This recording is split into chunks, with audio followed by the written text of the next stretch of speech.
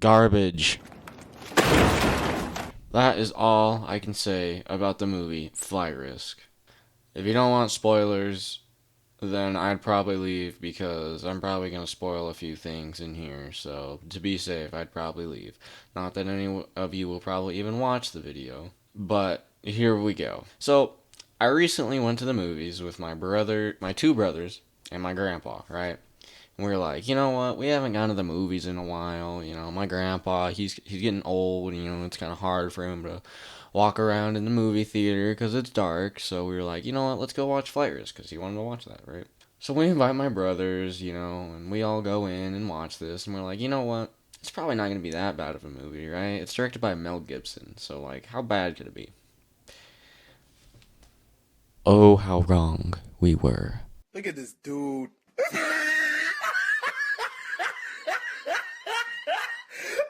at the top of his head. So Mel Gibson, right? Director of Passion of the Christ, Braveheart, Hacksaw Ridge, three like classics that are, you know, way good movies, you know, award-winning movies. And then we have Flight Risk. And let me just say, it was so bad. Okay, maybe I'm being a little harsh here, but it was definitely not good. Okay?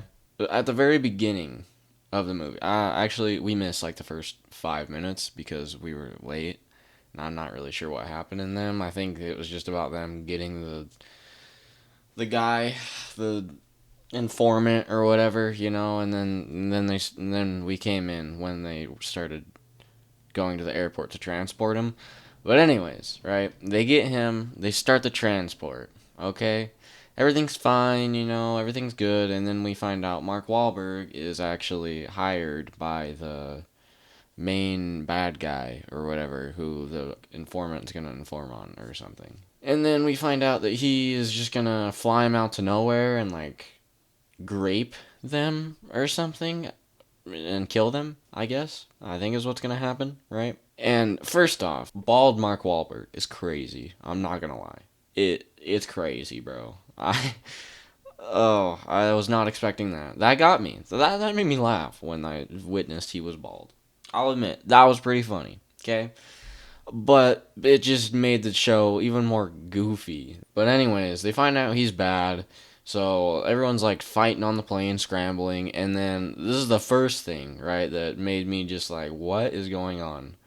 Right, so she gets a taser. She tases him right in the neck for like 3 minutes straight. She just, and he's like,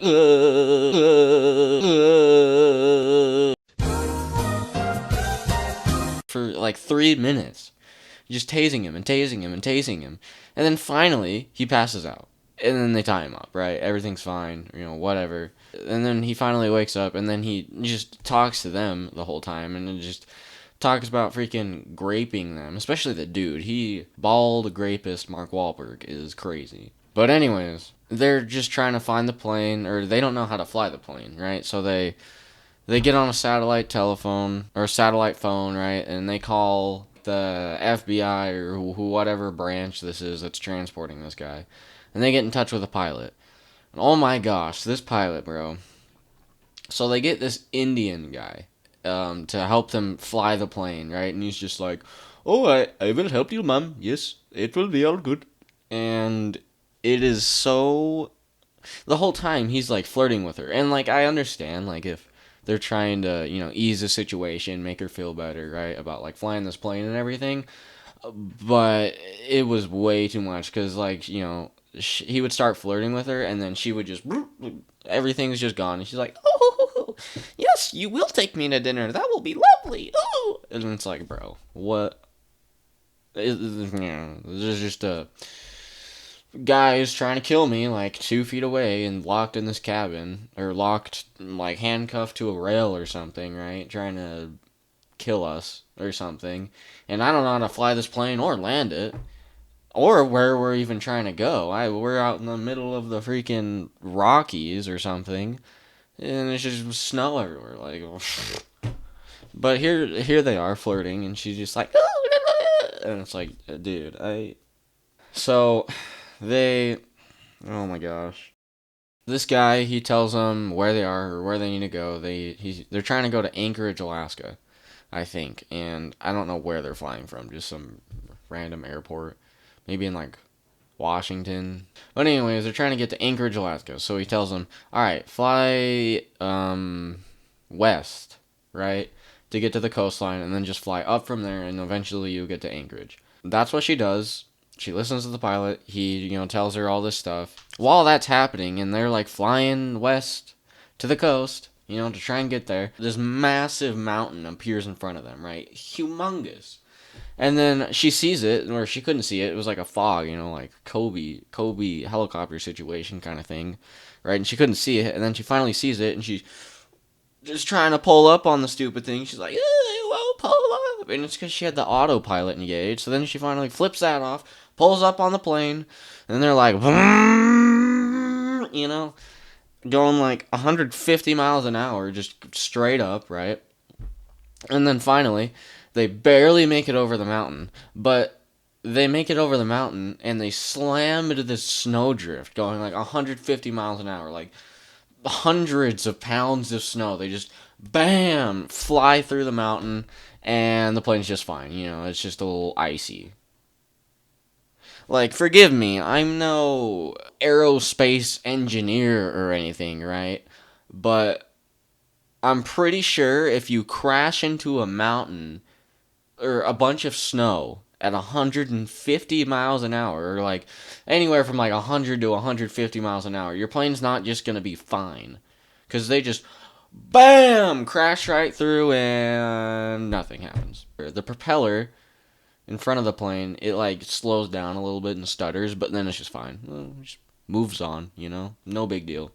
Okay, a little strange to me, but I'll let it slide. Like I said, I'm no aerospace engineer or anything. And the whole time this is happening, Mark Wahlberg, I don't know, he's like sawing at his stupid like leather strap they tied him with, and he's just slicing the cuffs away, and no one's looking, of course. And then he finally escapes. I think by this time they're at the coast and they're flying up it or something, but he escapes again and starts strangling her, I think. And then the other guy that they're transporting, the prisoner, he stabs him in the leg or something like that. And then she just whips out this flare gun, boom, shoots it right at the guy, Mark Wahlberg, and he just flies back, like he's in a cartoon. Like he just got hit by a missile in a cartoon. And he just, flies all the way to the back of the plane, boom, slams up against the wall. There's just this flare in his chest, and it's just burning, right? And I think he passes out from that. And apparently he's still alive, and they tie him up again. They handcuff him, like, behind their seats. But yeah, he's mostly just fine. The plane's all fine. I think during this bout too, like gunshots were fired into the plane, like right into the dash of the plane, and like throughout the whole plane, and everything's fine. Nothing. Even the one that went right into the dash, not even noticeable. Can't even see anything. No effects on anything. And who knows about all the other bullets? They just bounced around, I guess. The plane's made of like Kevlar or some crap. I don't know, man. But anyways, they're running out of fuel. Oh yeah, when he escapes the second time, he also stabs the informant. So now they're running low on time because he's like slowly bleeding out. So she's gotta hurry, but she's also low on gas. So they crank up the speed, even though that might like, it's gonna make her run out of gas faster. But they crank it up so she can save her informant. They're talking to the stupid pilot guy the whole time, the Indian. And he's just like, "Oh yes, ma'am, I will take you to dinner. It will be very nice. I can't wait for you to see me. I am a very handsome man." And I'm like, okay, great. Love it. Okay. They finally make it to an airport. She has to land it right now, otherwise her informant's gonna die. At least she thinks. The pilot advises her to take like a test run. He's like, "Oh no, you should do a test run because chances of succeeding are greatly if you do a test run first." But she doesn't. She wants to save her informant, so she just goes for it. And right when she's about to land, oh, here we go again. Mark Wahlberg escapes. He breaks his thumb, dislocates it, slides it out of a cuff. She shoots him like, I don't know, like a couple times in the body, and he's still fine. And then he just, falls down on the floor or whatever. And then she goes to land the plane, and she just like slams it and just boom, boom, boom, boom, boom, boom, boom. The plane's all wobbling. It's like going everywhere. Eventually, she like loses a wheel. Then it's like spinning out of control. And then finally, Mark Wahlberg. Finally, the end of this man who's just constantly been back at it again, like he's some sort of a Marvel character, coming back from the dead for the 8th time. But finally, as the plane's spinning around, he gets thrusted out. He crumbles onto the airway, and there's a bunch of like ambulances and police cars all following the plane as it just spins out of control. He gets thrusted upon the airport, and he rolls around, and then he sticks his head up, and then a fire truck, boom, and end of Mark Wahlberg. He's gone, right?